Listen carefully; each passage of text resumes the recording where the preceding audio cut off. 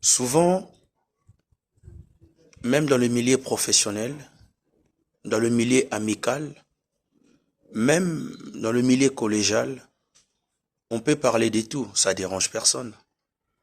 On peut parler des femmes, on peut parler des hommes, on peut parler des affaires, là ça dérange personne.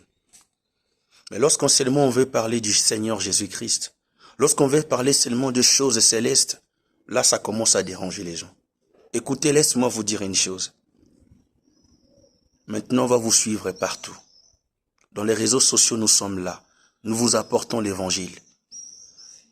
L'évangile doit être prêché avec autorité, parce que c'est la vérité. Vous fouillez dans TikTok, nous sommes là pour vous apporter l'évangile. Dans WhatsApp, nous sommes là pour vous apporter l'évangile. Dans YouTube, nous sommes là pour vous apporter l'évangile. Je ne sais pas où, nous sommes là.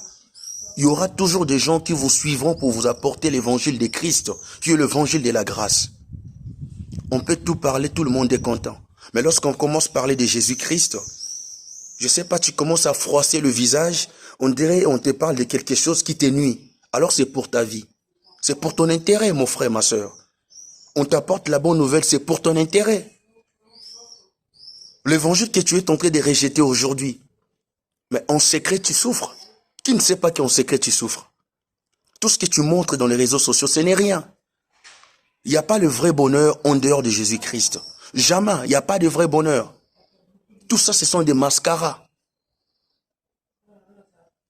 Acceptez Christ dans ta vie. Accepte Christ dans ta vie. Il est encore grand temps. Pourquoi tu refuses la vérité? Pourquoi? Lorsqu'on te parle de la vérité, tu commences à te fâcher. Qu'est-ce qu'il y a? C'est pas la bagarre. C'est juste accepte la vérité. Jésus-Christ t'aime beaucoup. Jésus-Christ, il t'aime. Il te dit juste abandonne tout et suis-lui.